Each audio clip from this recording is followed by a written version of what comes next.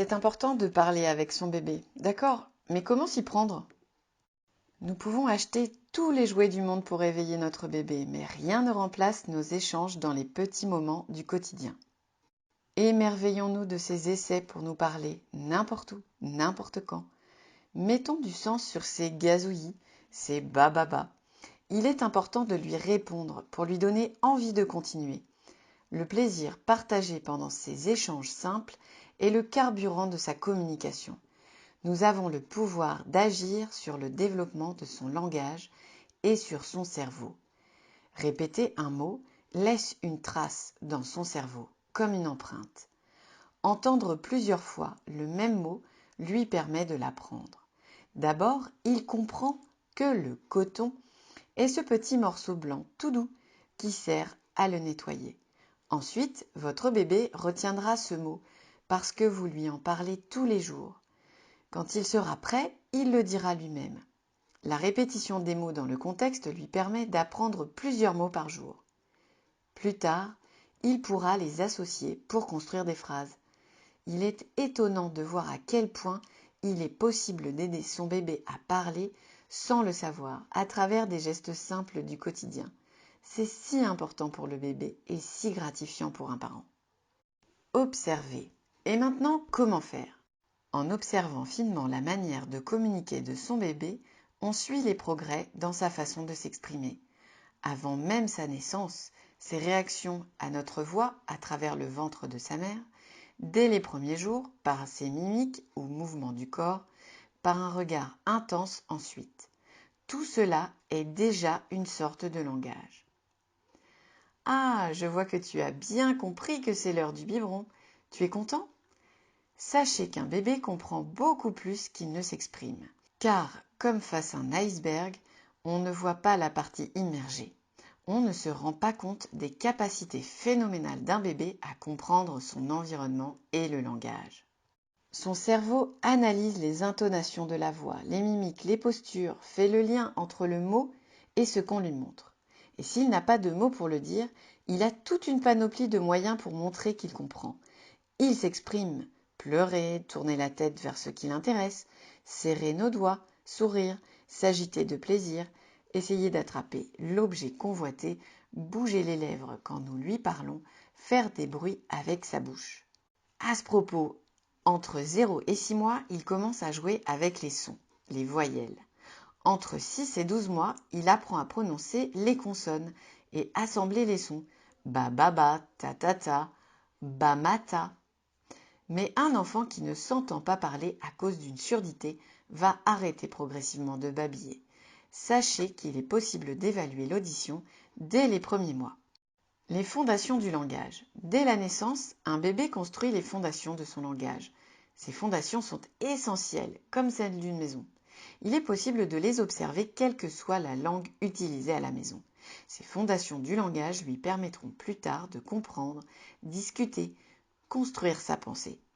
Vous pouvez dès aujourd'hui observer si votre enfant a envie de communiquer, regarde la personne qui lui parle, alterne le regard entre l'objet et le regard de la personne pour montrer son intérêt, essaye d'imiter un geste, par exemple faire bravo, un bruit d'animaux, puis un son, un mot, s'intéresse au même objet que vous, au même sujet de conversation, ou peut faire une action après vous, à tour de rôle. Par exemple, se regarder quand on change la couche, taper sur l'eau du bain, chacun son tour, parler du chat qui passe dans la rue, sont autant d'occasions de développer ses compétences. Si votre enfant est plutôt passif dans les interactions, à vous d'utiliser tous les moments du quotidien pour développer ses capacités. Les bébés les plus discrets sont ceux qui ont le plus besoin de nous pour partir sur de bonnes bases. Si vous observez que votre bébé ne regarde pas dans les yeux, ne réagit pas ou peu quand quelqu'un lui parle, qu'il pleure très rarement pour exprimer un besoin, parlez-en à votre médecin, au pédiatre ou au professionnel de la PMI.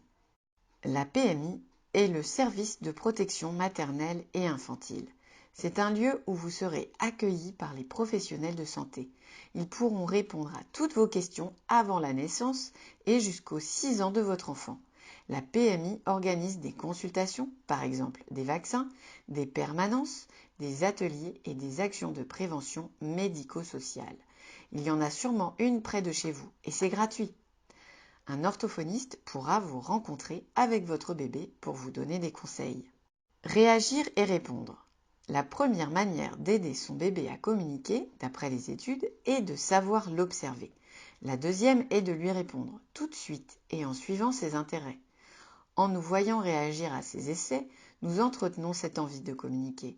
Le bébé est valorisé par l'intérêt que nous lui portons. Il est essentiel de le laisser exprimer ses besoins, ses envies, au lieu de les devancer. Cela lui donne l'occasion d'avoir besoin de communiquer. C'est parce qu'il en a besoin que le bébé apprend à parler. Il trouve alors toutes sortes de manières de se faire comprendre par différentes personnes. Alors, comment faire concrètement? 2 stratégies ont été démontrées comme étant les plus efficaces. La première est de répéter les sons, les syllabes et les mots qu'il dit ou a voulu dire, en ajoutant des mots, des informations. Exemple. Papa qui parle. Maman? Oui, maman est dehors, viens, on va voir maman par la fenêtre. La deuxième est de lui redonner le bon modèle du mot ou de la phrase, sans demander de répéter. Bébé va dire or, chant-on, et maman va pouvoir lui répéter ah, tu veux encore la chanson? Tu aimes bien cette chanson? On peut dire le mot plus lentement, en découpant les syllabes, en insistant sur le son difficile. Mieux vaut répéter nous-mêmes le mot plutôt que de l'obliger à répéter. Le principal est de communiquer. Quand on suit l'intérêt de son bébé, il a encore plus de plaisir à communiquer. Attention à ne pas tomber dans le piège. Si mon enfant ne parle pas beaucoup, je vais avoir tendance à moins lui parler, alors qu'il en a encore plus besoin. Des chercheurs ont montré que les enfants qui présentent un retard ou un trouble du langage peuvent contribuer à ce que leurs parents leur parlent moins en retour. Et l'on sait qu'un bébé très prématuré ou qui a des otites à répétition, douloureuses ou non, a plus de risques d'avoir des difficultés de langage. Alors n'attendons pas pour observer et parler avec son bébé de manière variée pour consolider les fondations dans des moments de plaisir partagé. Ce petit coup de pouce dès les premiers mois aura un effet bénéfique pour la suite. Nous pouvons jouer un rôle essentiel pour faciliter le développement de la communication et du langage de notre bébé, pour lui permettre de révéler toutes ses compétences à travers des échanges dans le quotidien. Observer les réactions de son bébé pour y répondre de manière adaptée sont les meilleurs moyens de l'aider à construire les fondations de son langage. Bien sûr, la plupart des enfants vont apprendre à parler sans problème, parfois plusieurs langues à la fois, mais certains auront besoin d'un coup de pouce. Alors observons et prenons le temps de leur répondre pour leur offrir un environnement riche et stimulant. Ainsi, nous leur donnerons sans attendre ce petit coup de pouce si efficace. Alors jouons, chantons, lisons et surtout, parlons dans tous ces petits moments du quotidien. Et quel plaisir partagé, quelle complicité!